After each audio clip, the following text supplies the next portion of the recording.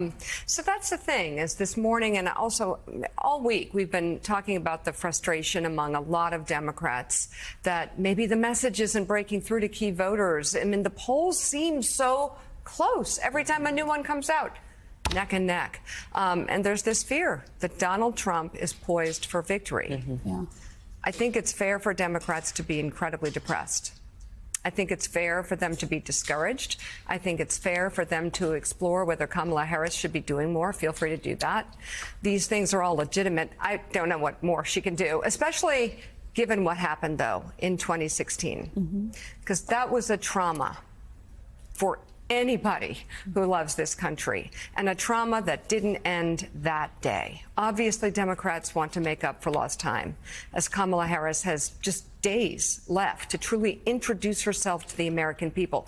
At the same time, it could be argued she's doing everything possible. Rallies with tens of thousands of people, talk shows, radio, late night TV, podcasts, town halls are next. You can't claim she's not doing town halls. She wants to debate. She's hitting the battleground states multiple times. She's sending her top surrogates out on the road for a 4-week blitz through swing states, including former Presidents Barack Obama and Bill Clinton, encouraging and winning over Republicans, including Liz Cheney, top military brass, top economic leaders, even members of Trump's own administration, trying to tell Americans that she is for them, the rule of law, the Constitution, that she's not a felon like her opponent, that she's not a con artist like her opponent, that she's not an adjudicated sexual abuser like her opponent, that she's not a person who devalues the truth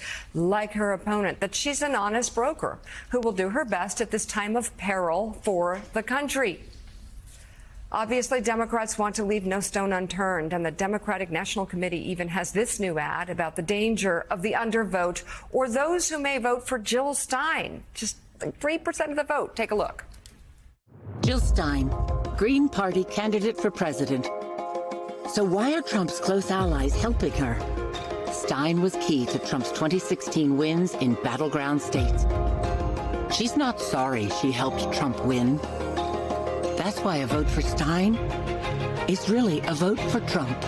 Jill Stein, I like her very much. You know why? She takes 100% from them. I'm Kamala Harris, and I approve this message. So sure, offer up all the ideas of what more Harris could be doing in these few remaining days before the election.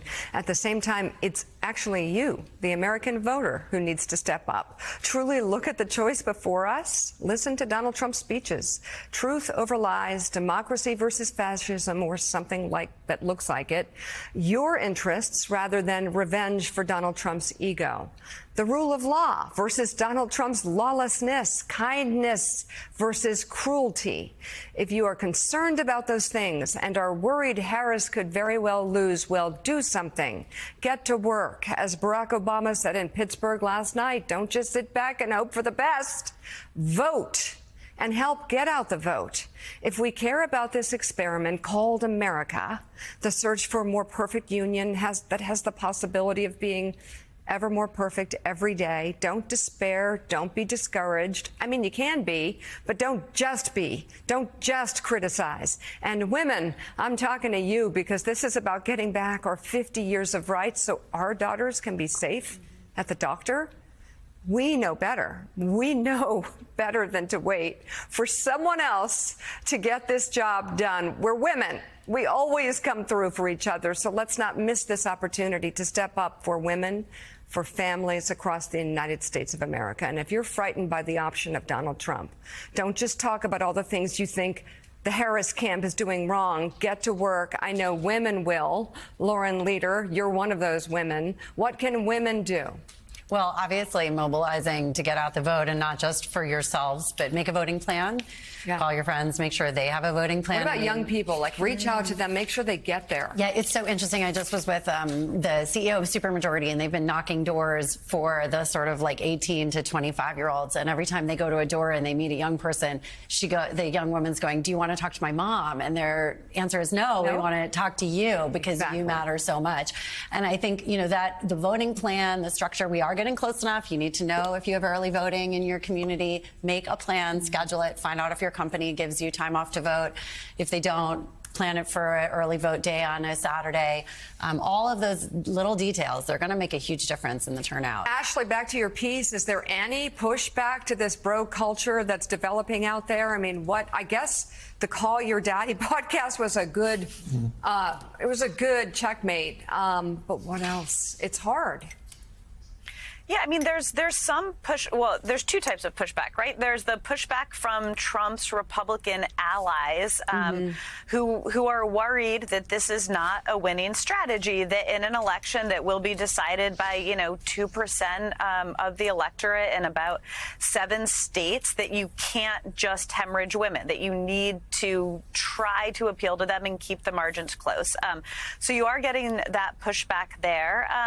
And then, of course, Vice President Harris is very much appealing to women. She needs to get those, again, speaking of margins, it's the same challenge. She needs to keep the margins with men as close as she can and run up the margins with women. And going on all of these podcasts and shows that are not, she got some criticism from the media that it's maybe not the rigorous policy interviews that some people would like her to do, but that's not her goal right now. Her goal is to talk to this incredibly small sliver of the electorate that is not super tuned in, are going to be late-breaking deciders, are not always politically involved, and this is where you reach them. So strategically, it's incredibly smart. As much as we'd love for her to come sit down with the Washington Post, that podcast, Call Your Daddy, it reaches the exact voters who she needs to talk to on the issues. If you listen to that podcast, it's issues she's comfortable with. It was a lot about reproductive rights, but not exclusively, that is meaningful to these voters.